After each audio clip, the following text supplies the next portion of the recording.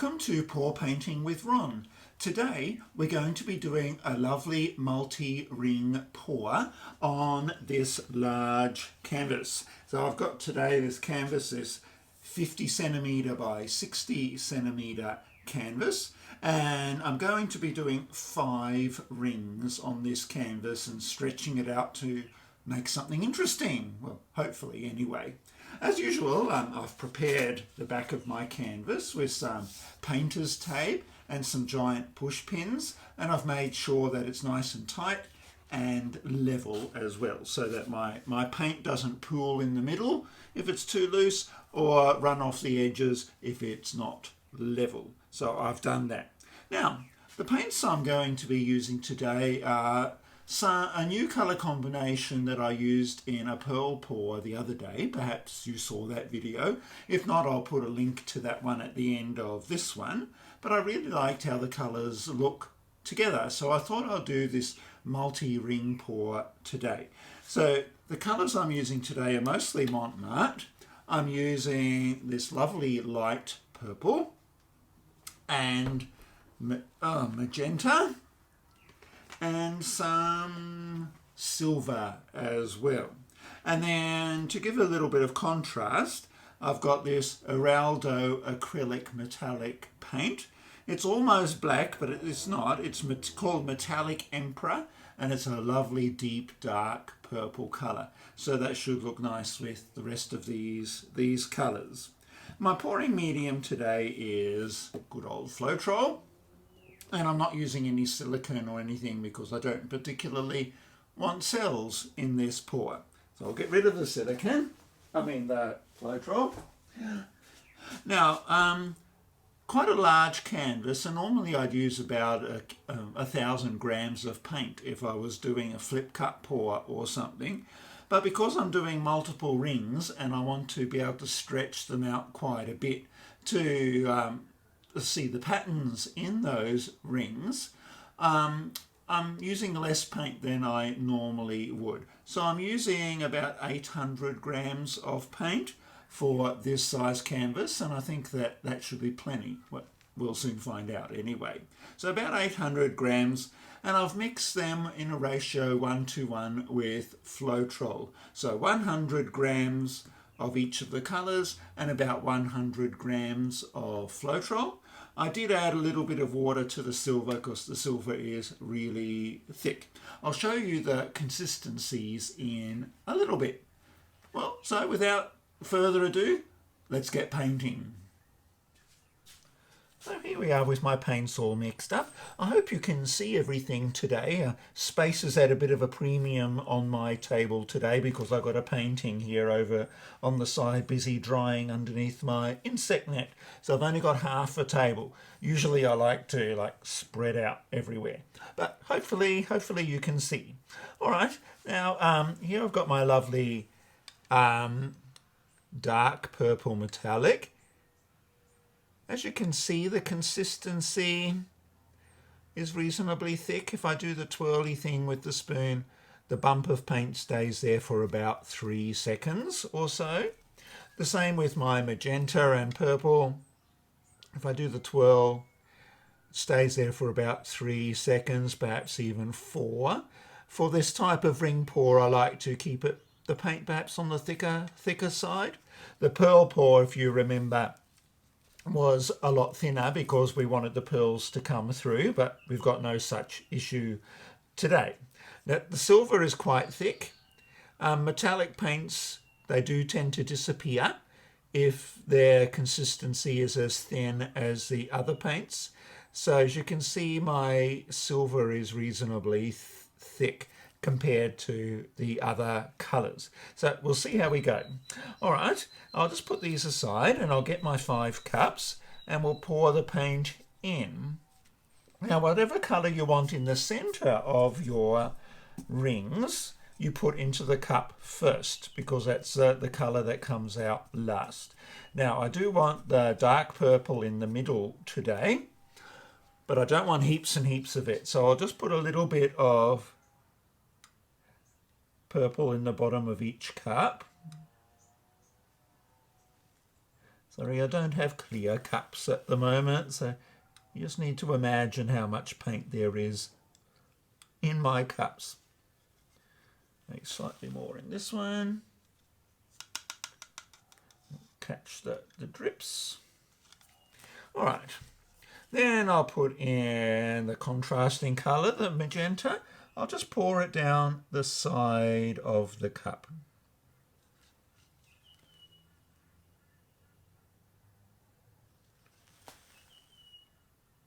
Not sure how many layers I'll get today. Possibly 2. We'll see how we go. Because they're not enormous rings. I'll do the layers thicker the second time around because they're the ones that stretch out the most once we stretch out the painting. Or that's the theory anyway.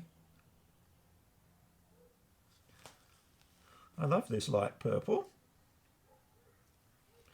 I could have just mixed white with my dark purple, but yeah, it's easier this way.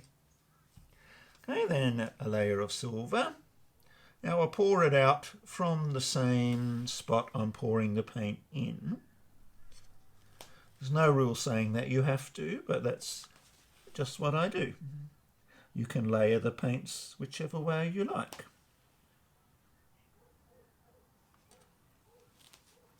Okay, now we'll do the next layer. Don't want to go overboard with this dark purple because it may take over.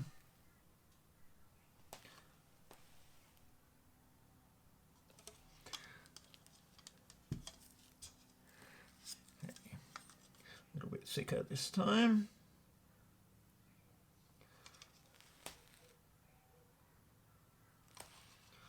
Make sure I don't run out by the time I get to the last cup. It's always a danger if you're doing multi-cups. You can always go back and put a little bit more in the other ones if you have a bit left, which I do.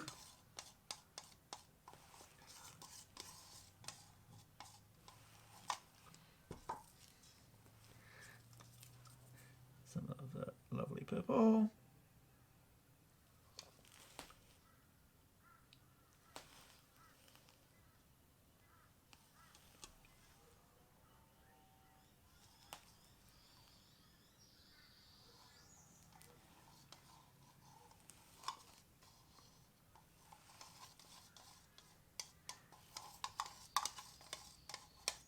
Ooh, I missed the cup. There. I am a messy painter.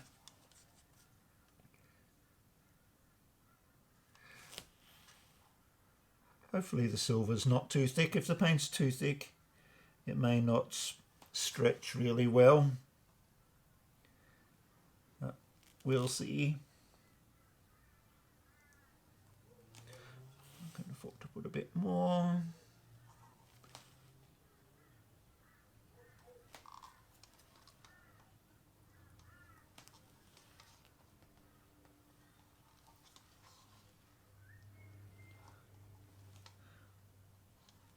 Hopefully the silver won't disappear.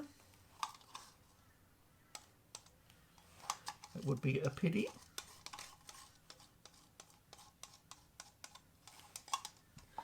So, and I did want to finish off with the dark purple, because that'll be like the outside ring of the ring pour.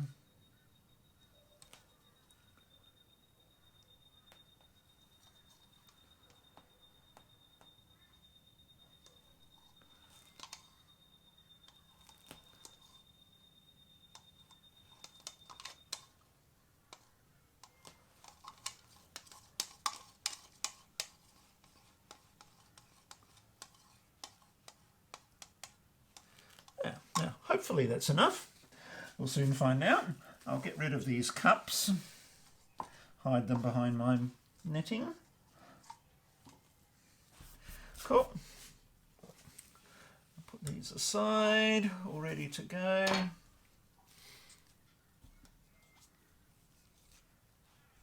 And we'll get my canvas. But hopefully you can see that. That should be okay. All right, now I was going to do one in the center and then two there, round about there. So we'll start off with the center one. Now that's about the middle, I think.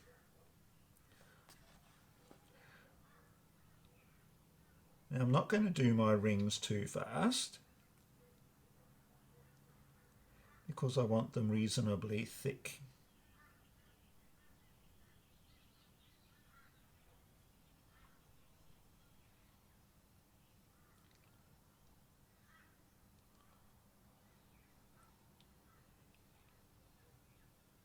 I may finish off with a bit of a wiggle paw in the middle.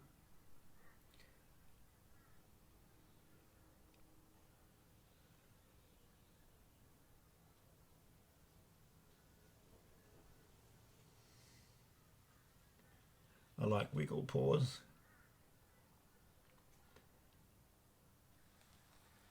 Now it's important to catch the drips because you don't want a big huge drip across your painting.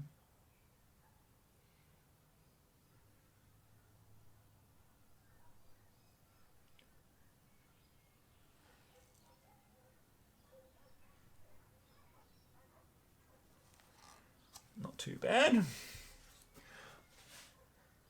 Okay, the other one I'll do about here.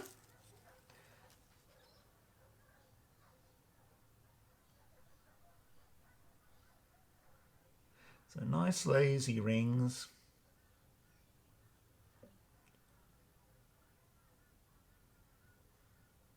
And then I'll finish off with a wiggle paw in the middle.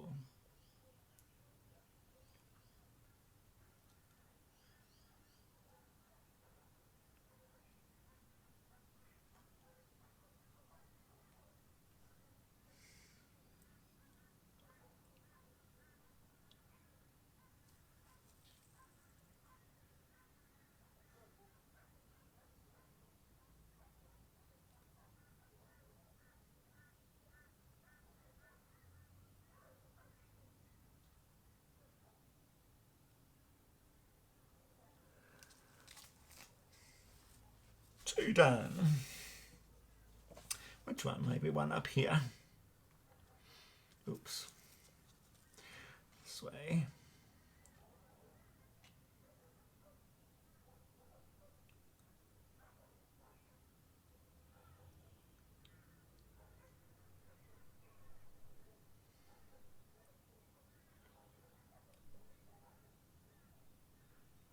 Nice lazy rings.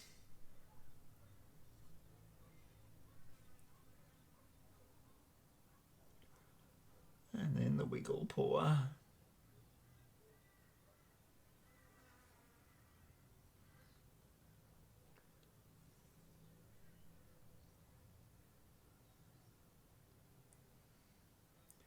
I hope this is going to look nice. It's a lot of paint to use if it doesn't.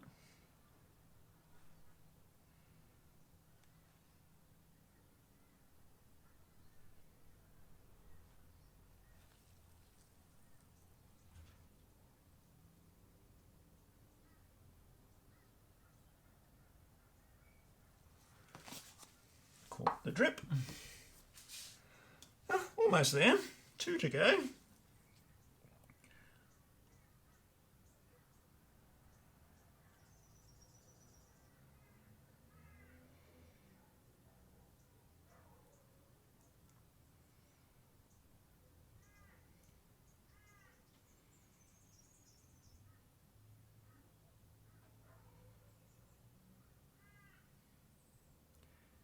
And then the wiggle paw in the middle.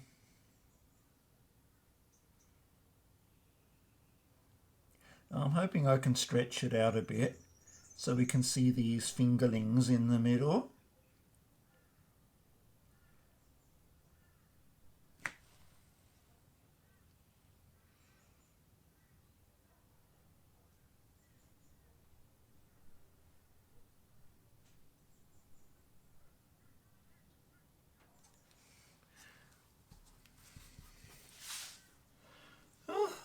last one.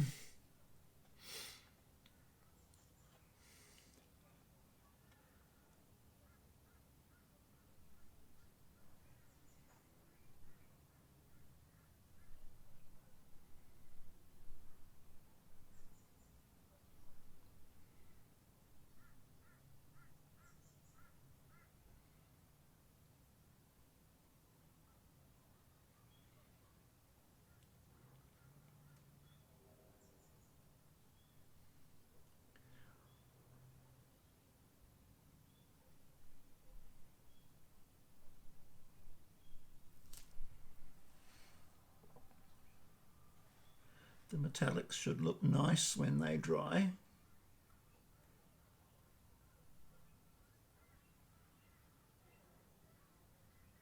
Slowing down a bit.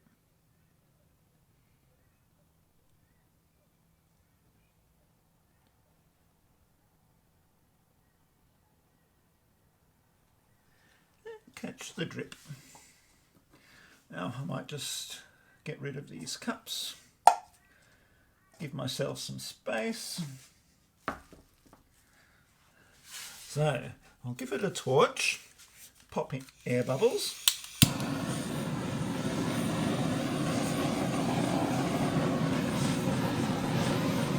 Don't have to be in a big rush with this one like you do with a pearl pour, because we're not looking at anything popping through. We're not worried about cells or anything.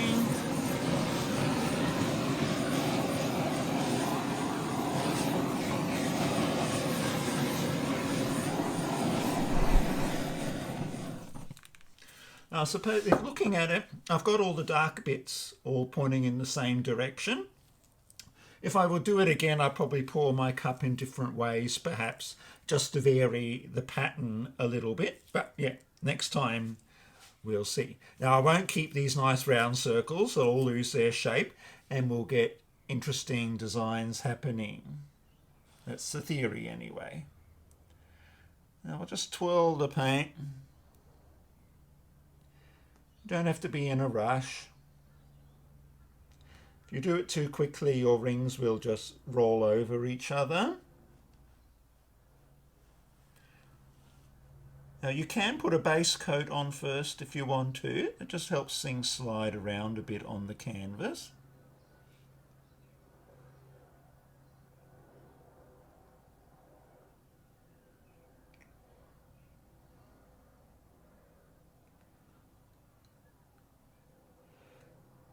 Just looking at my paint, seeing where it's going.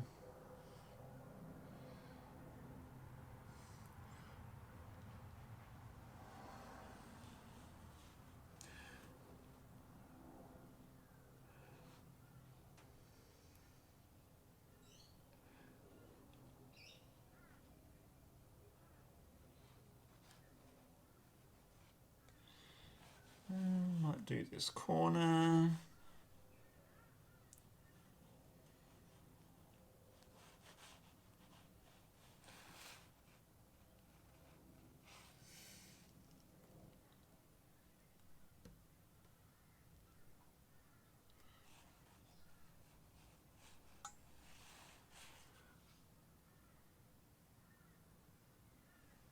See if I can work the paint a bit.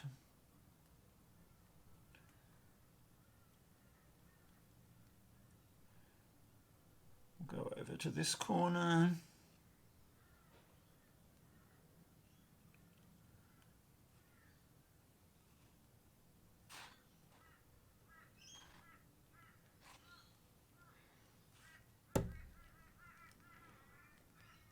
Just bring it back a bit.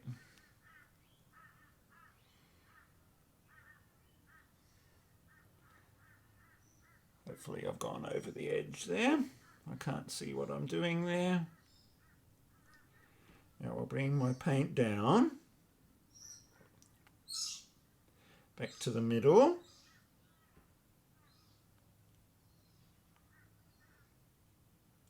And then I'll do the sides. And then I will do the bottom.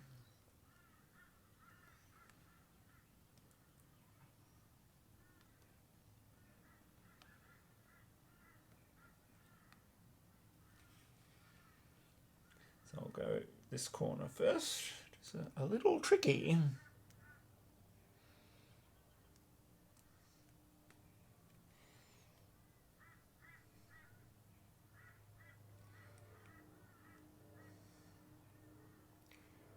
Just a little tricky. I'll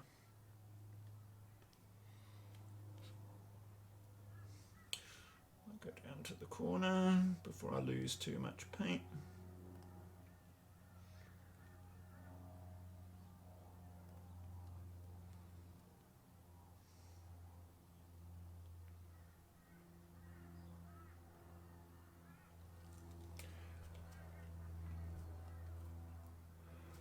I'll bring it up a little bit.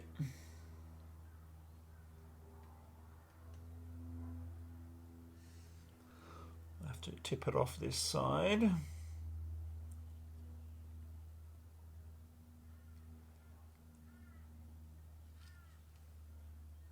should be enough. And we'll bring it back. Here we are, getting there.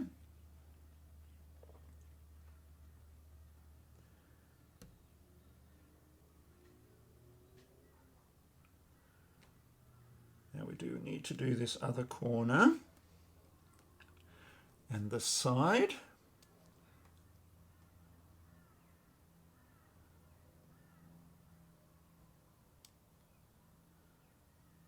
It's looking interesting. You don't have to go fast. Look where your paint's going. Now I don't have the luxury of losing a lot over the side. I do need to be a bit careful.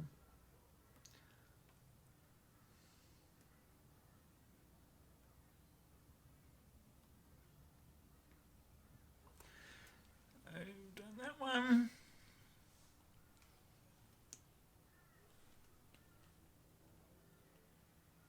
Almost over the side. There we go. I'll bring it all back this way a bit.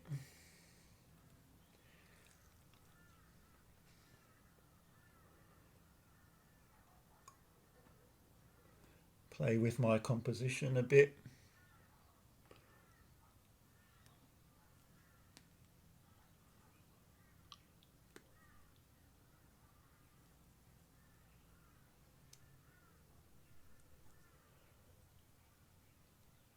Apologies if you can't see everything I'm doing.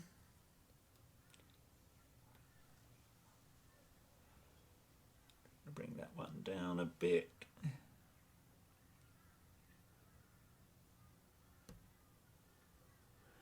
Okay, let's have a look. Well, that's looking interesting. I did get a bit of a yucky sort of green colour here and there. I think it was with that dark purple paint mixing with the silver, perhaps. There's not too much of that, thankfully. Well, it's certainly very interesting to look at. Let's look at my composition. No, yeah, I think I'm happy with that. There's nothing that's too squashy looking, and I've got an interesting design happening. Now make sure my corners are covered. If they're not, you can just pick up a bit of paint and dribble it down the sides.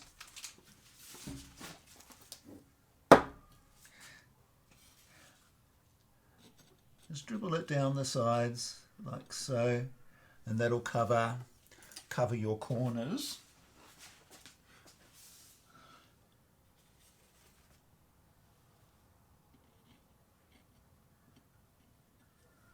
And how's that corner over there? Just walk around. I'll pull the painting back a little bit so you can see the bottom edge.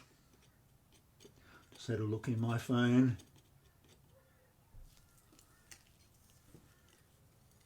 Oh yeah, you can see most of it.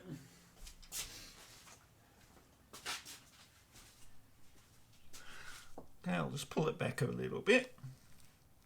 Yeah, hopefully you can see it now. Okay, and then I'll just go around the edges to clear off the drips. Drips look unsightly, but drips can also pull the paint off your canvas. So it's important just to run the tool around the bottom edge just to clean off the paint that's there. I always find this side tricky, especially with an insect net there. I can't quite reach. We'll go around. A little bit of white there. Just dab that a bit. There we go. Just running the tool under the edge of your canvas.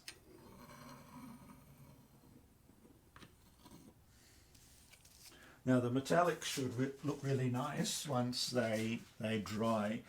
You don't really see the sparkle. Well, they're still wet.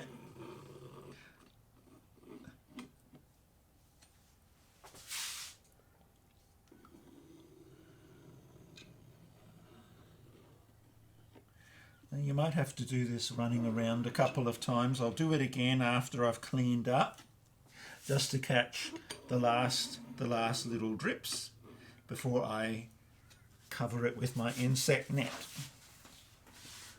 Now if your paint canvas is too big for just a food covering insect net, I sometimes put just some house bricks on either side and put a plank of wood over the top and then drape a mosquito netting over the top to keep the insects out. It's winter here now, so insects aren't really a problem. But in my nice warm garage in summer with the garage door open, I get all sorts of flies and bugs coming in. For some reason, they really love the smell of wet acrylic paint. So they land in it and get stuck, and it's a mess. So the food covering nets, I just get my big ones from Spotlight, but I've seen them on eBay as well. You can get the nice big huge ones, and they cover quite a few canvases. So I've got a collection here that I use, and they work really well. Okay, that's enough scraping for now. I can keep going for the next half hour or so. I'll give it a bit of a torch, because there are quite a few air bubbles still.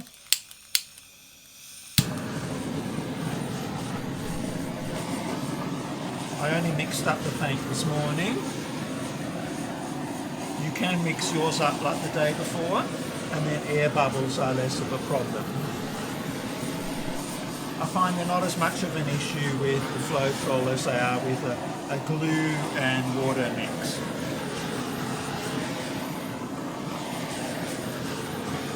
Don't get too close, or you will burn the paint.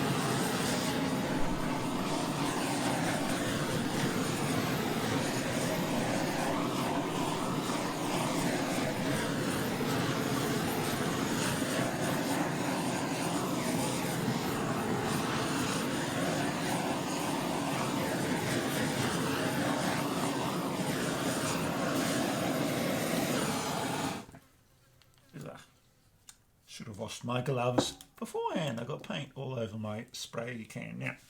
All right, now I'll just go and wash my gloves, and then I'll bring you in for a closer look at this painting. I think it turned out really awesome.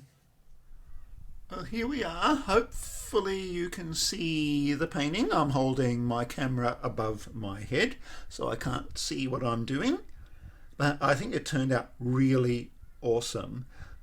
I'm glad I did the sort of wiggle pour in the middle of each ring pour. It creates just a heap of interest in the painting rather than just plain old rings all the way to the center. As you can see, the patterns, they are just lovely, and all of the silver will be really sparkly when it dries.